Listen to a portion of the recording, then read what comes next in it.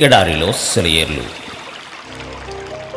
September 13వ తేదీ కొరకు రాయబడిన ఈ భాగాన్ని మీకు చదివి వినిపిస్తున్నది సహోదరుడు పాల్ సుందరం.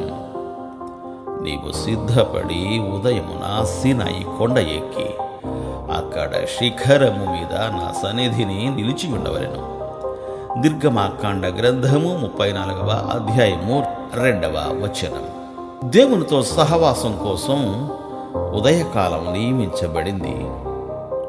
ప్రతి ఉదయము ఒక ద్రాక్ష పళ్ళ గుత్తి లాంటిది. దాన్ని నలిపి ఆ పరిశుద్ధ రసాన్ని త్రాగాలి. ఉదయ సమయంలో నా శక్తి, నిరీక్షణ చెక్కు చెదరకుండా ఉంటాయి. సాయంత్రం నిరసించినప్పుడు ఆ కొండ ఎక్కలేను. రాత్రంతా ఆనాటి అలసటను పాతిపెట్టి ఉదయాన్నే క్రొత్త ఉత్సాహాన్ని ధరించుకుంటాను. పరిశుద్ధమైన ప్రాతకాలముతో మొదలైన దినం దీవెనకరమైనది.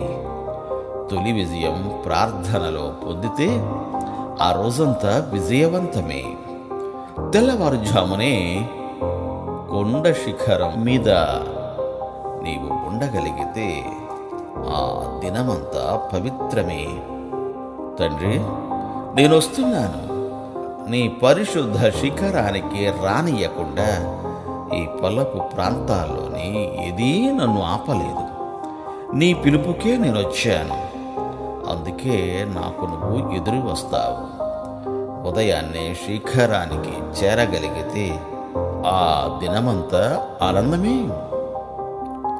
అరుణోదయం నీ సాన్నిధ్యంలో, పక్షులు మేలుకునే వేళలో, నీడలు జరిగిపోయే వేళలో నీ సన్నిధి వేకువ కంటే తెల్లగా ఉదయించాలి నాలు. నిర్మల సింధువుపై బాలభానుని తడతడల్లో వేగుచుక్క తెర వెనక్కి నిష్క్రమించింది. ఈ నిశ్శబ్దంలో, నైర్మల్యంలో నా హృదయంలో నీ రూపురేఖలు.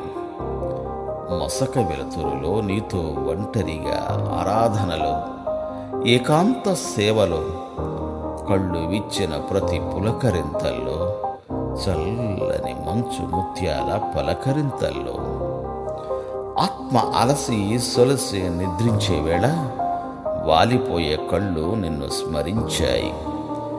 నీ రెక్కల నీడ క్రింద తీయని విశ్రాంతి. నిద్రలేచి నిన్ను చూడడం మరింత మధుర అనుభవం. ఉదయం పలహారం అయిపోగానే మా అమ్మకి 1 గంట సేపు ఏకాంతంగా గడిపే అలవాటు ఉంది. ఆ సమయంలో ఆమె బైబిల్ చదవడం, ధ్యానించడం, ప్రార్థించడంలో గడిపేది. నీటి ఊటలో నుండి తీయని నీళ్లు త్రాగినట్టు ఆమె ఆ గంటలో దినానికంతటికీ సరిపడా శక్తిని పొందేది.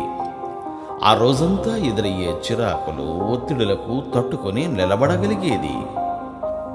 ఆమె జీవితాన్ని, ఆమె భరించిన విషయాలను తలుచుకుంటే ఒక క్రైస్తవరాలిలో ఉండవలసిన క్రైస్తవ లక్షణాలు కళ్లకు కట్టినట్టు కనిపిస్తాయి. ఆమె ఎప్పుడూ ఆగ్రహంతో కూడిన ఒక్క మాట కానీ, అమ్మలక్కల కబుర్లు కానీ మాట్లాడడం నేను వినలేదు. జీవపు ఊటలో నుండి త్రాగుతూ ఆత్మీయ మన్నాను తింటూ ఉండేవాళ్లలో కనిపించే లక్షణాలన్నీ ఆమెలో కనిపించేవి.